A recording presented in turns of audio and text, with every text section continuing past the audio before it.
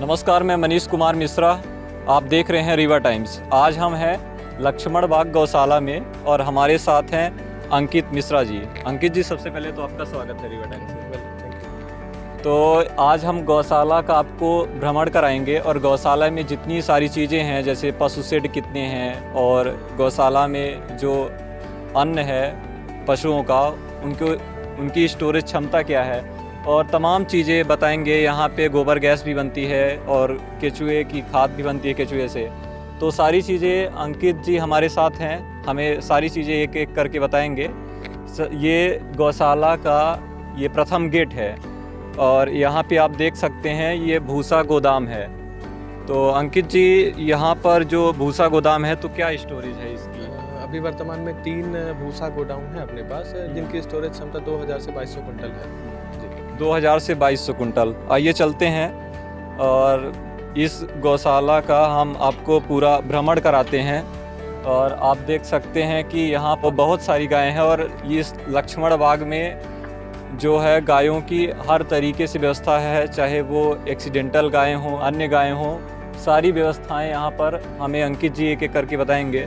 तो अंकित जी, यहाँ पे कितनी गायें हैं? वर्तमान में 529 गायें हैं। तो कितने शेड में रहती हैं वो? अभी 5 सेट हैं। 5 जी। तो 5 शेड में, पर शेड में कितनी गायें होंगी लगभग? पर सेट में छोटे बड़े हैं, किसी में 100 है, किसी में 150 है, छोटे बड़े सेट हैं जी।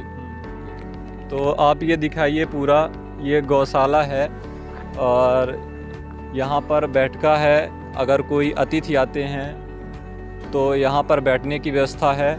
और यहाँ पर आप देख रहे हैं कि ये पूरा शेड है और यहाँ पे गायें हैं। अंदर भी आपको दिखाएंगे जितनी भी गायें हैं। पशु औषधालय भी है यहाँ पर और उनके लिए डॉक्टर भी अपॉइंट है, परमानेंट आती रहती हैं अपने यहाँ, जिनका उपचार एवं व्यवस्था। और रीवा जिले में एडमिट करने की एकमात्र फैसिलिटी लक्ष्मण बाग गौशाला में है।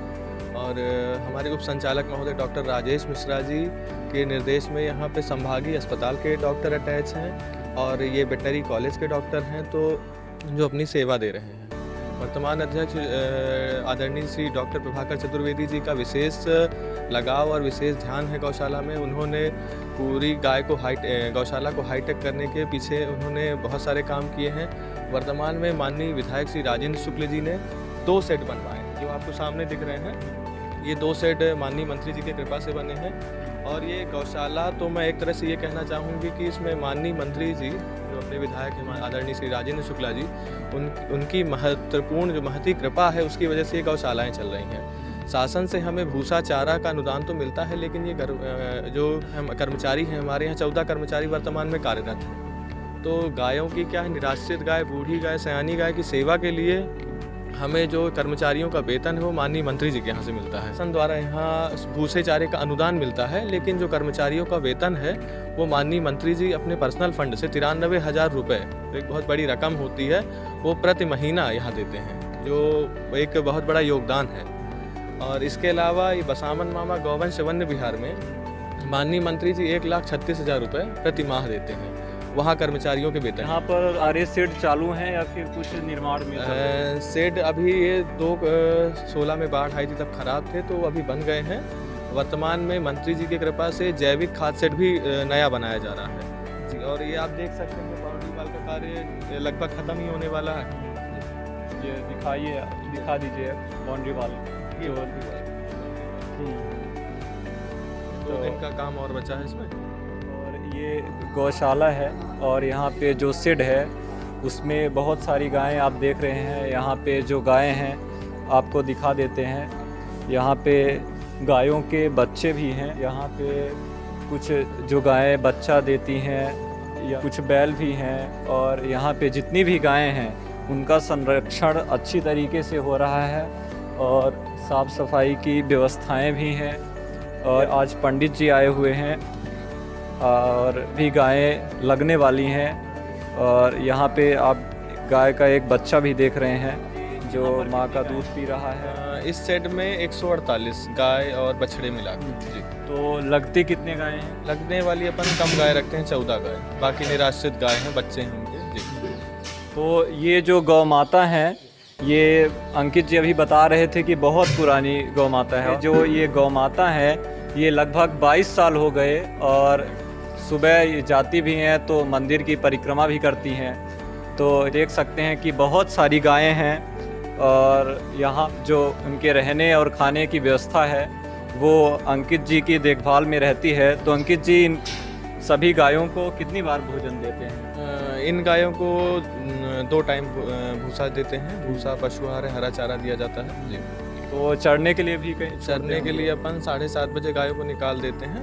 ये लक्ष्मण बाग की भूमि है तो इसमें अपने चरवाह जाते हैं 3-4 लोग, तो वो चरवाह मतलब 5-6 घंटे गाय बाहर रहती हैं। जो बात आई कि गायों को चरने जाती हैं, जहाँ 35 से 40 एकड़ का अपना बगीचा है लक्ष्मण बाग का। पहले इसमें इसका टेंडर होता था और इसको पैसे देते थे। विगत वर्ष जिला उपाध्यक्ष श्री राजेश पांडे जी की कृपा से इसको निःशुल्क करा दिया गया है। अब ये गाय अपनी निःशुल्क चरती हैं, इसका अपन कोई पैसे नहीं देते हैं इस भूमि के जी। लक्ष्मण बाग गौशाला में गोबर गैस भी बनती है। जो गोबर निकलता है उसका उपयोग गोबर गैस बनाने में होता है। और गोबर गैस के बारे में कैसे बनती है और ये कहाँ सप्लाई होती है या फिर कहाँ उपयोग होता है इसका, इन सभी चीज़ों से अंकित जी से चर्चा करेंगे। तो अंकित जी बताइए कि यहाँ पर गोबर गैस कैसे बनती है? गोबर गैस के लिए मिक्सिंग चैम्बर आप देख रहे हैं। मिक्सिंग चैम्बर में ताज़ा गोबर अपन लेते हैं। गोबर ये मिक्सिंग चैम्बर में डाला जाता है, जो मिक्स करके ये पाइपलाइन है इसकी अंदर से है, जो मिक्सिंग चैम्बर में गोबर डाल के घुल के ये अंदर जाता है। ड्रम ये मूवमेंट करता है, ऊपर नीचे होता है। पाइपलाइन के सहारे यहाँ से लेके मंदिर, ये लक्ष्मण बाग मंदिर है हमारे किचन में, गौशाला के किचन में, और ये मंदिर के किचन में पाइपलाइन इसकी गई हुई है। इसका उपयोग हम किचन में अपने खाना बनाने के लिए और मंदिर वाले भी खाना बनाने के लिए करते हैं। अच्छा, यहाँ पे पहले गोबर डालते होंगे तो कितना पानी डालते होंगे गोबर के साथ? 1/3 रहता है पानी वहाँ पे मिक्स किया जाता है और फिर यहाँ पे जब आता है तो ये जब इसके अंदर गैस बनती है तो ये ऊपर उठता है। ये पूरा जो आपको गोल गोल नज़र आ रहा है इसी के अंदर गैस बनती है। तो स्लरी से पाइपलाइन से स्लरी के ये निकल आती है। इसकी स्लरी से अपन ये जैविक खाद बनाते हैं। यहाँ से ये स्लरी कहलाती है।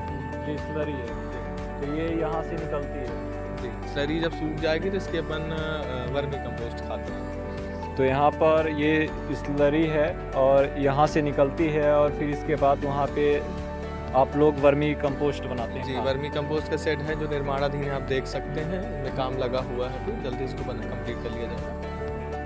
तो इस खाद का उपयोग फिर कहाँ होता है? किसानों को देते हैं और फॉरेस्ट में मुकुंदपुर वाइट टाइगर सफारी ऐसी जगह देते हैं जी।